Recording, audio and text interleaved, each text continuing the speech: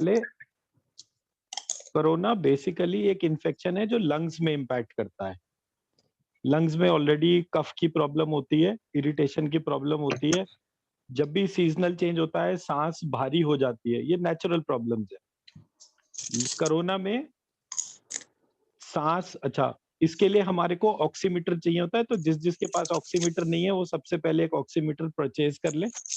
Oximeter तकरीबन 1000 रुपए से शुरू होता है, 3-1000 रुपए तक का आता है। तो आप लोग जो है वो, मैं सब लोगों को थोड़ी देर के लिए म्यूट कर देता हूँ ताकि कोई नॉइज ना रहे। तो आपको सबसे पहले अपने पास में ऑक्सीमीटर रखना है। पहला ऑक्सीमीटर आप अपने फर्स्ट फिंगर में लगाते हैं, इस फिंगर में लगाएंगे। एक सेकंड रुकिए, मंगा के दिख।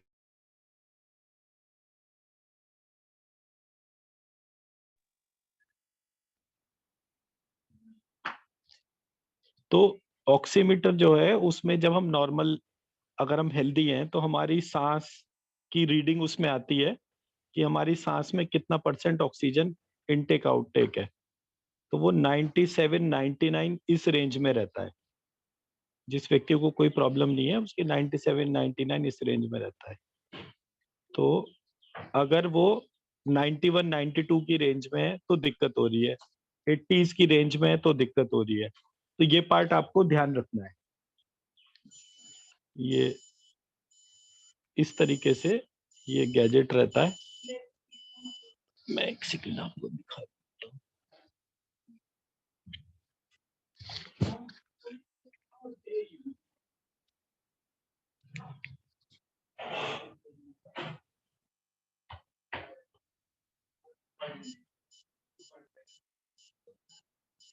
ये 98, 99 ऐसे करके 100 और 98 के बीच में मेरी ऑक्सीजन चल रही है।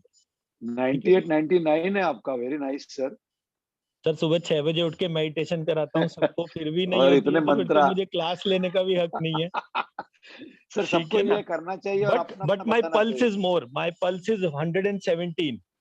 हाँ तो वो मेरी मेरा भी पल्स आता है ज्यादा ज्यादा है। कभी कभी। हाँ, वो वेरी गुड। पल्स में मेरी ज्यादा है, नहीं, बट अच्छा ये किया आप, इसका भी नॉलेज बढ़ जाएगा लोगों का। राइट, ठीक है। तो पहला चीज ये हो वेरी गया नाइस। कि ये टेस्ट करना कि पेशेंट को प्रॉब्लम सांस लेने में है या नहीं है, ये पहला पार्ट हो गया। अब हमारा जो सेकंड स्टेप है, अगर उसकी सांस की दिक्कत हो रही है तो सेकंड स्टेप है इसका काउंटर, कि कम है सांस तो क्या करना है उस सिचुएशन में। तो पहला चीज है हमारा breathing exercise. Breathe in Shreem, breathe out ह्रीम। तो श्रीम ह्रीम ब्रीदिंग करना शुरू करेंगे, ये लिख लीजिए आप लोग।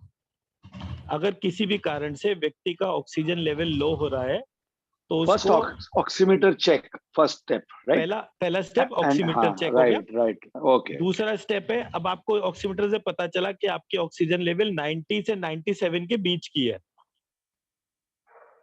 सो अगर 90 से 97 के बीच की है तो इन दैट सिचुएशन व्यक्ति को बीज मंत्र की ब्रीदिंग करनी है।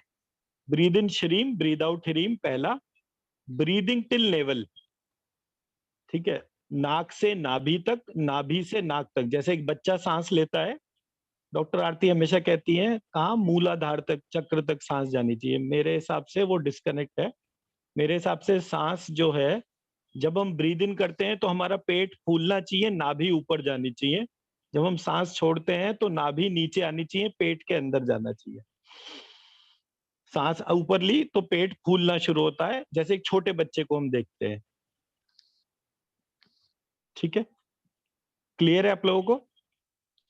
जरा रिपीट कीजिए। ब्रीद इन इज, ब्रीद जब इन हमने इज, ब्रीद इन करा तो पेट हाँ, फूलना चाहिए, और नाभि क्या? ऊपर जानी चाहिए। हाँ, और मंत्र रीम, breathe in Shreem, breathe out Shreem. Hreem. Right right, Shreem, Shreem hreem. रीम। Right sir, right right, बराबर।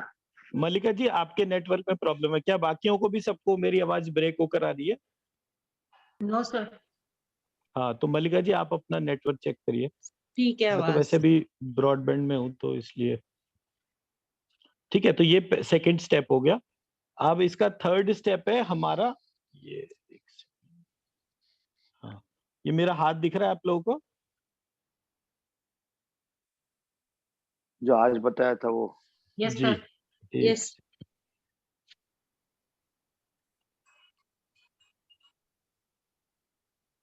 आज मुद्रा बताई थी वो।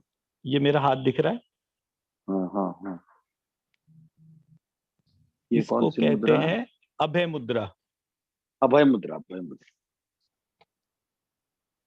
फिर से देखिए, बीच की दोनों उंगलियां अंगूठे से जोड़नी है, जो फर्स्ट फिंगर है उसको थंब के रूट में लगाना है।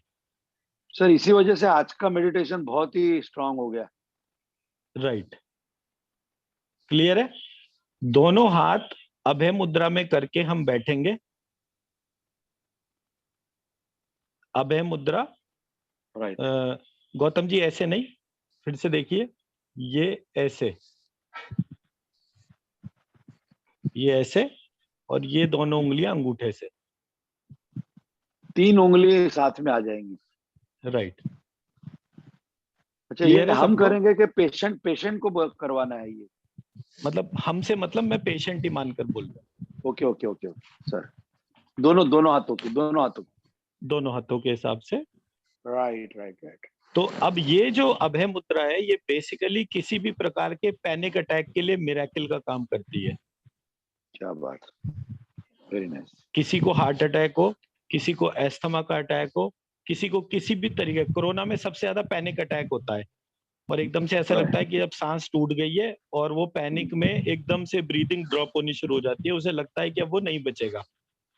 उसको रात करेक्ट। को सडनली घबराहट होती है। घबराहट होने के बाद वो एकदम से ये फील करता है कि ही वोंट सरवाइव। उसको बुरे बुरे सपने आते हैं, बट ये बुरे बुरे सपने और जो भी कुछ है, उसका रीजन उसकी वीक ऑक्सीजन सप्लाई है। हमारे ब्रेन और हार्ट के बीच में क्रेनियल नर्व्स होती हैं। उन क्रेनियल नर्व्स में ऑक्सीजन, और ये वो नर्व्स है जिनमें कोलेस्ट्रॉल आसानी से नहीं जमता है, इसमें कोई ब्लॉकेज नहीं होती है। और सांस जो है वो इन क्रेनियल नर्व्स में काम करती है, और उसकी ऑक्सीजन सप्लाई जैसे ही लो होती है, ब्रेन में बुरे बुरे विचार आने शुरू हो जाते हैं। ठीक है, just repeat this, just repeat this. हमारी क्रेनियल नर्व्स होती हैं जो हार्ट को ब्रेन से, ब्रेन को हार्ट से कनेक्ट करती हैं। इनमें ऑक्सीजन सप्लाई कम होने की वजह से हमें बुरे बुरे विचार आते हैं, और उन बुरे बुरे विचारों की वजह से हमें पैनिक अटैक होता है। पैनिक अटैक की परफेक्ट। सिचुएशन में हमें इस अभय मुद्रा में बैठना है। जैसे ही हम इस अभय मुद्रा में आते हैं, हमारा वो बॉडी का ऑक्सीजन लेवल बढ़ना शुरू हो जाता है। Right, thank you. जैसे जैसे वो ऑक्सीजन लेवल बढ़ता है, हमारी पैनिक सिचुएशन घटनी शुरू हो जाती है। 2 से 3 मिनट के अंदर हम बिल्कुल नॉर्मल हो जाते हैं। It won't take more than 2 to 3 minutes time. Clear है जी सबको?